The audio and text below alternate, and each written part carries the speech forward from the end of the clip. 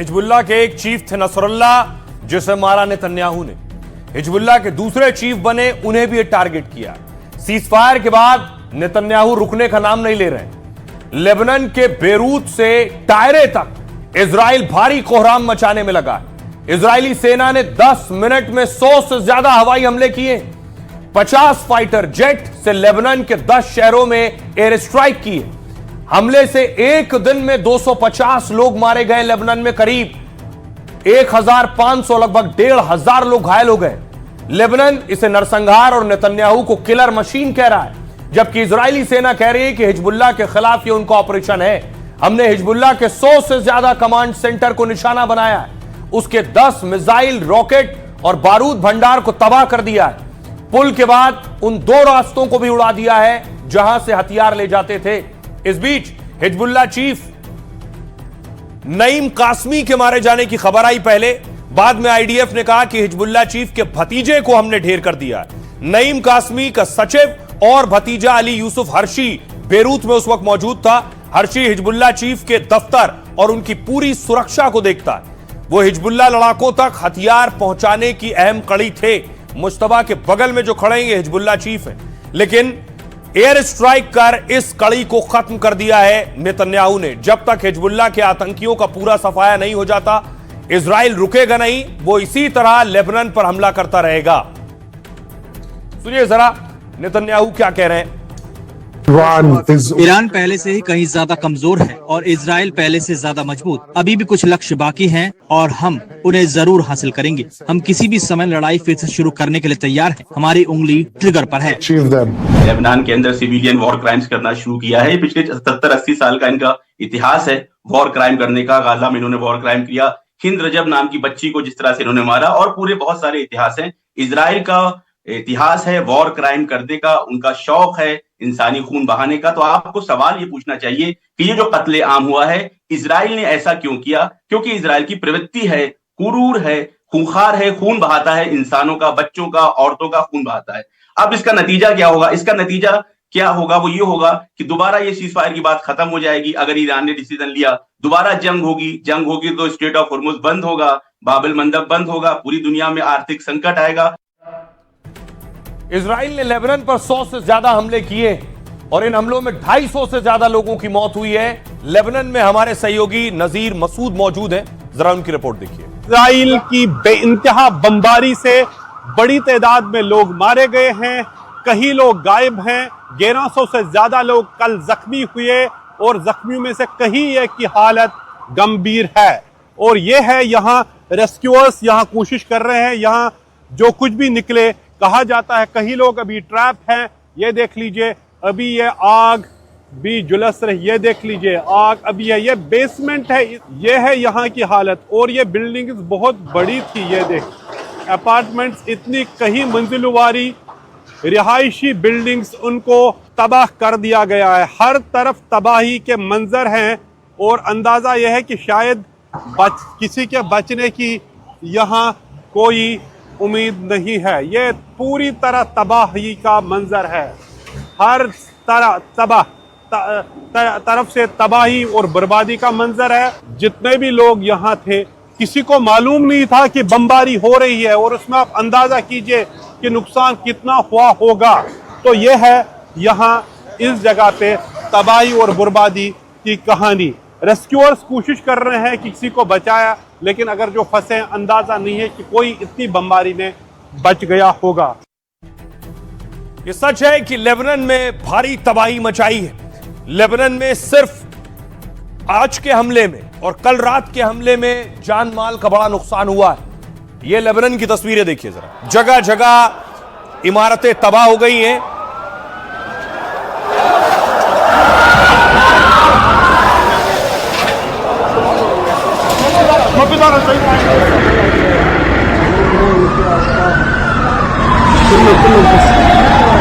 देख रहे हैं, धमाके के बाद गाड़ियां खिलौनों की तरह फूक चुकी हैं। एक बड़ा इलाका पूरा मलबे में तब्दील हो चुका है। जेसीबी लगाई गई है, एम्बुलेंस लगाई गई है।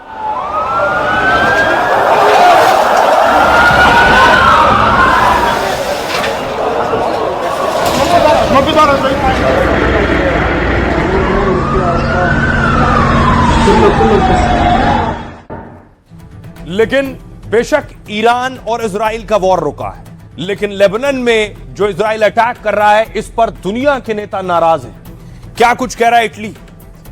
इटली का कहना है लेबनान के आम नागरिकों पर बमबारी गलत और बहुत खतरनाक है। हम नहीं चाहते कि फिर से कोई दूसरा गाजा बने। दुनिया एक खतरनाक मोड़ के करीब पहुंच चुकी है, लेकिन अब शांति का एक नाजुक मौका मिला है, तो जिद छोड़कर इसे मजबूत करना जरूरी है। चीन कह रहा है मिडिल ईस्ट में स्थिरता लाने की बहुत जरूरत है। सभी पक्ष सीजफायर का फायदा उठाएं और शांति लाएं। हम भी युद्ध खत्म करने की कोशिशें जारी रखेंगे।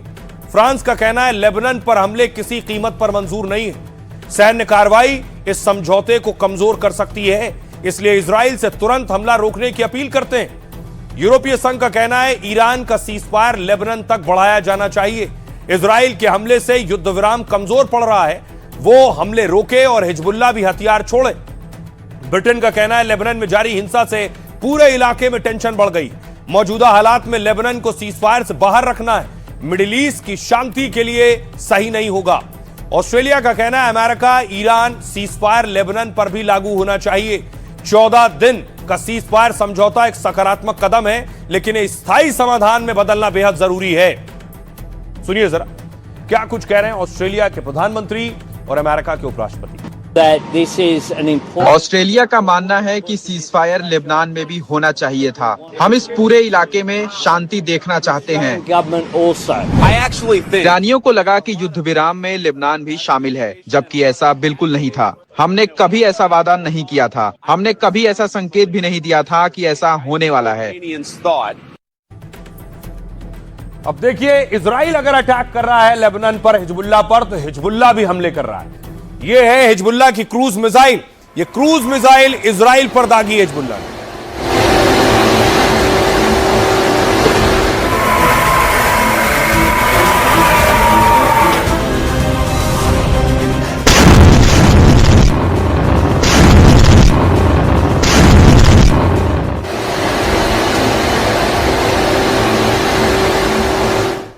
हिजबुल्लाह भी दिन और रात हर पहर इजराइल को निशाना बना रहा है। जो हथियार उसे ईरान से मिले हैं ऐसा दावा है।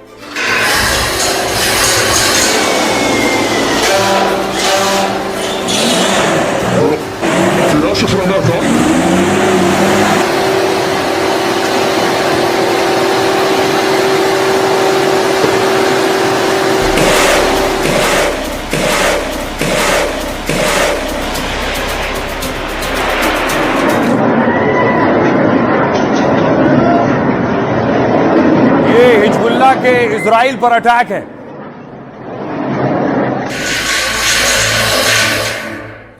अब आपको बताऊं कि आखिर ये हिजबुल्लाह है कौन? बीच में ईरान और इजराइल के हिजबुल्लाह कहां से आ गया? ये लेबनान में क्या करता है? और ये सेना आखिर ईरान के लिए क्यों लड़ रही है?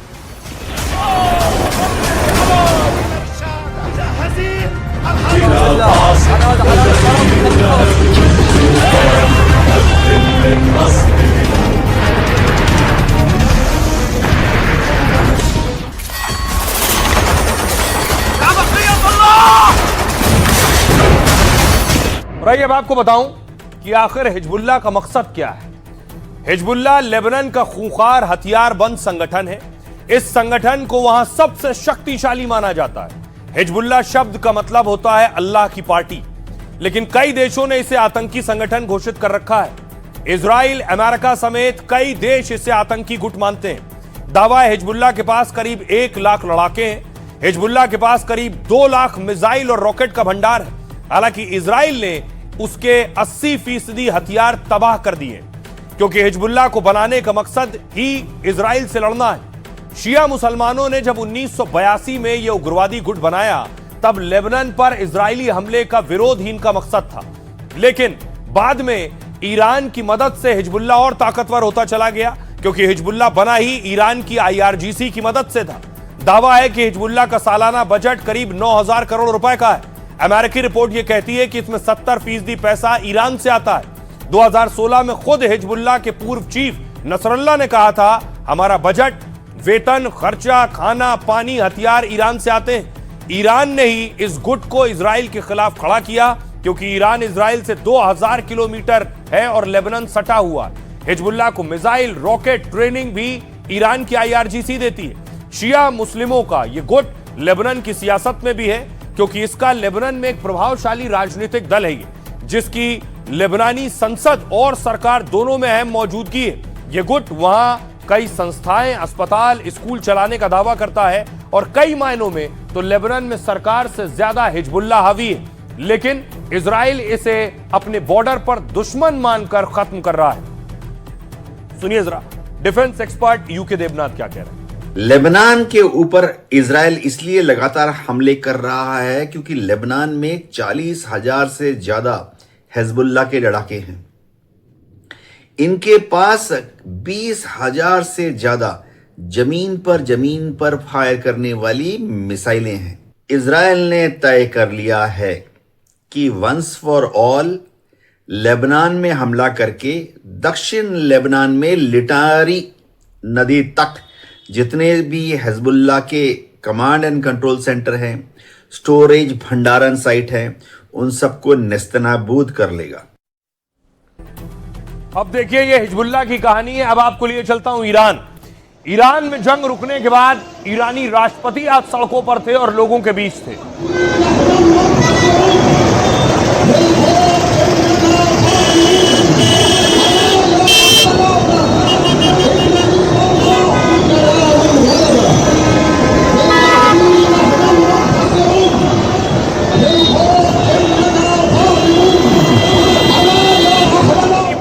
को आप देख रहे हैं ईरानी आवाम के बीच पहुंचे।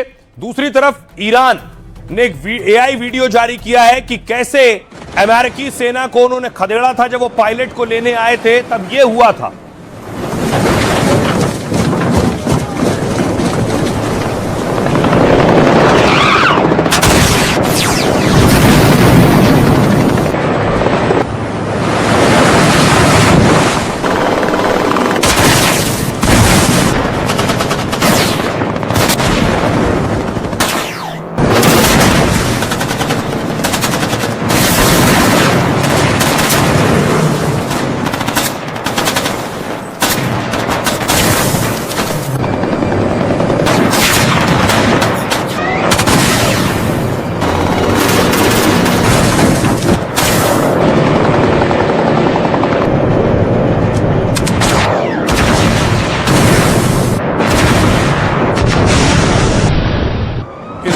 के जरिए ईरान ये कहना चाह रहा था कि अमेरिका C-130 लेकर आए थे ईरान की जमीन पर। उनकी सेना आई थी ईरान की जमीन पर पायलट को ले जाने के लिए, लेकिन हम उसके ऊपर टूट पड़े। उसका C-130 भी हमने गिरा दिया, उसके ब्लैक हॉक भी हमने गिरा दिए और यहां से अमेरिका भागने पर मजबूर हो गया।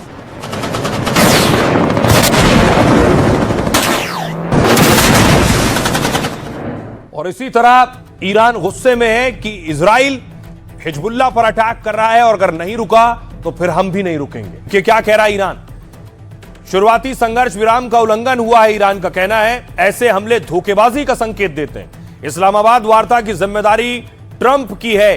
ट्रंप ने हमें सीजफायर का भरोसा दिलाया था, लेकिन अमेरिका ने सीजफायर की 3 शर्तें तोड़ी। लेबनान पर हमले जारी रहे तो बातचीत का मतलब नहीं है। सीजफायर में लेबनान को भी शामिल करें। हम लेबनान के भाई बहनों का साथ कभी नहीं छोड़ेंगे। हमारी उंगलियां अब भी ट्रिगर पर हैं और रहेंगी। हम अपने परमाणु कार्यक्रम को किसी कीमत पर नहीं रोकेंगे।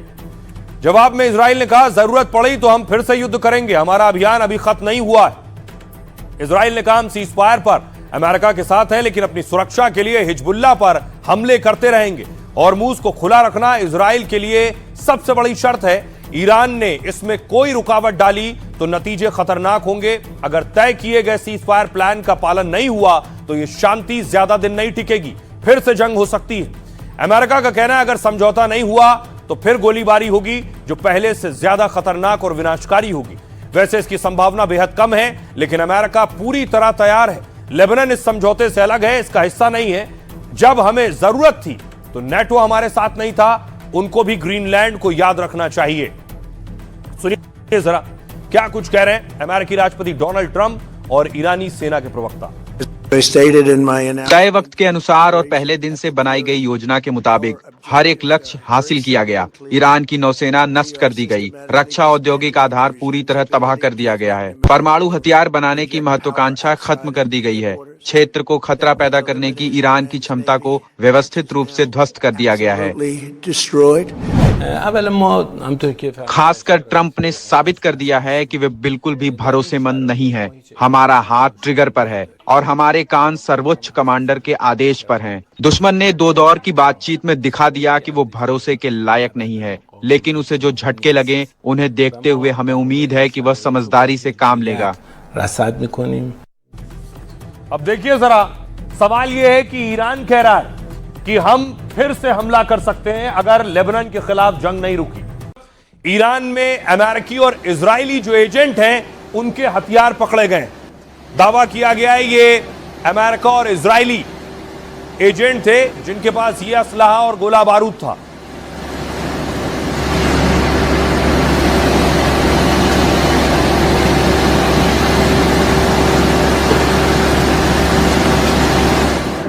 दूसरी तरफ जब तक जंग रुकी है सभी अपने तेल गैस का इंतजाम कर लेना चाहते हैं। यह तस्वीर आप देख रहे हैं, स्टारमर, ब्रिटेन के राष्ट्राध्यक्ष स्टारमर पहुंचे हैं यूएई।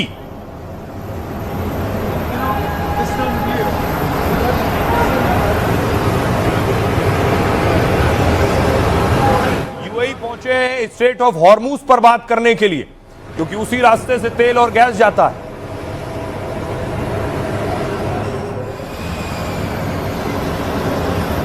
और उसके बाद यूके के पीएम देखिए सऊदी अरब पहुंचे हैं और बिन सलमान से मुलाकात कर रहे हैं।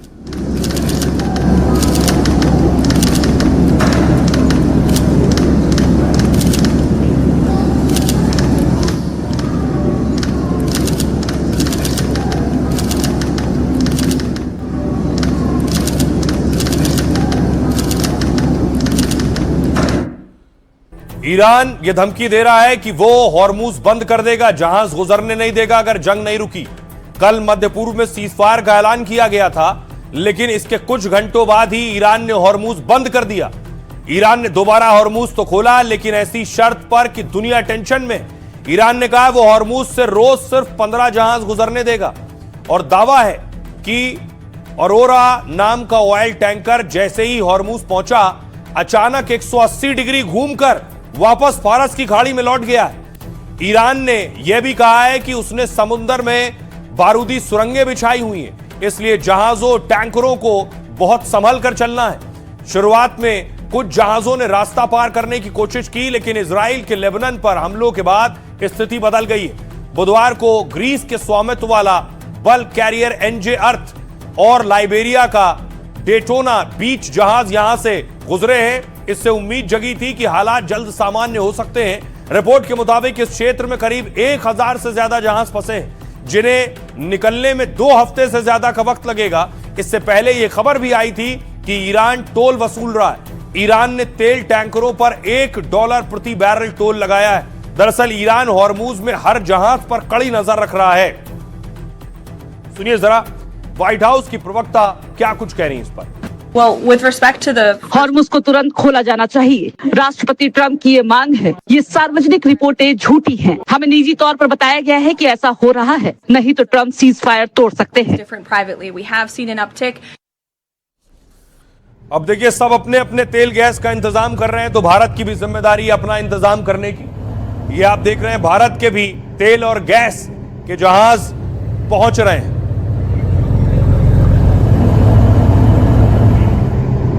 ये 2 इंडियन वेसल्स हैं जो आए हैं उसी रास्ते से जो स्ट्रेट ऑफ हॉर्मूज बंद था अब तक।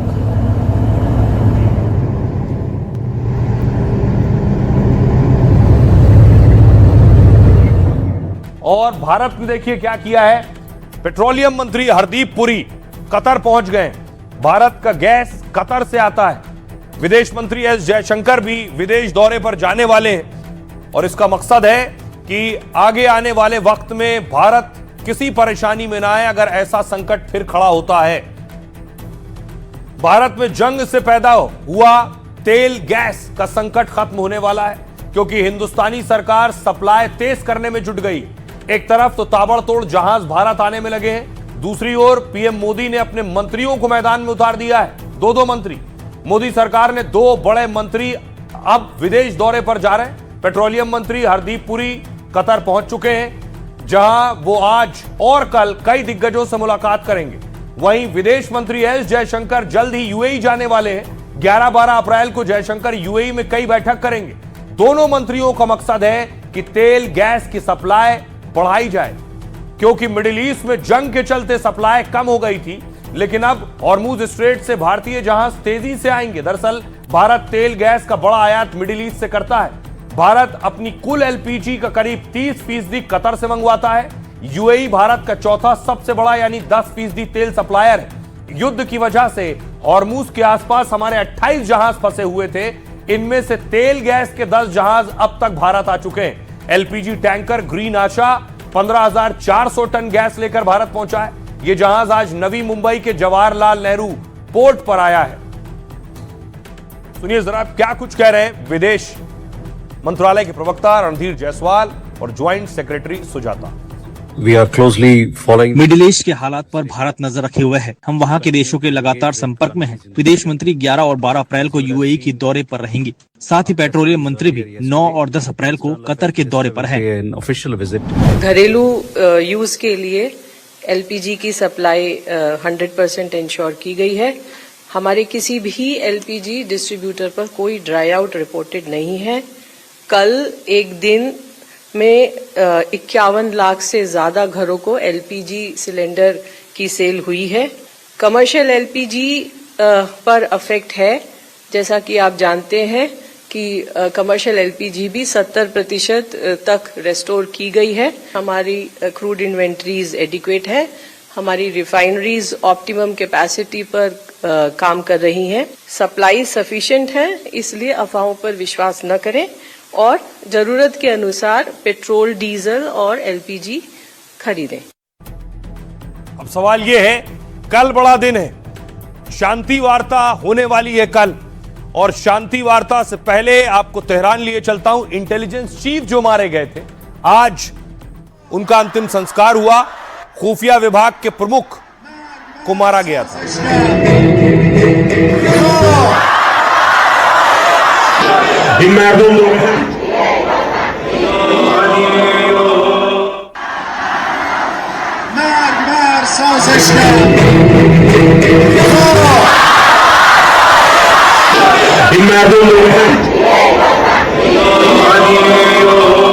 और दूसरी तरफ इस्लामाबाद में शांति बैठक को लेकर सुरक्षा बढ़ा दी गई है। कर्फ्यू जैसे हालात हैं इस्लामाबाद में।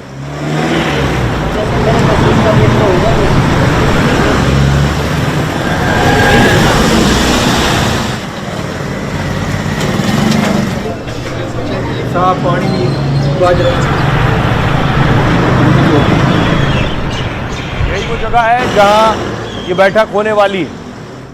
और आइए अब आपको बताऊं कि आखिर बैठक से पहले इस्लामाबाद में हालात क्या हैं। इस्लामाबाद में 10 अप्रैल को अमेरिका ईरान की बैठक है और जंग रोकने के लिए बड़ी शांति वार्ता की तैयारी है।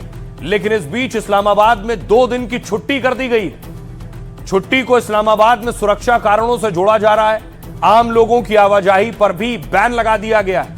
पाकिस्तान के जिस सेरेना होटल में मीटिंग होने वाली है, उसे सुरक्षा कारणों से पूरी तरह खाली कर दिया गया।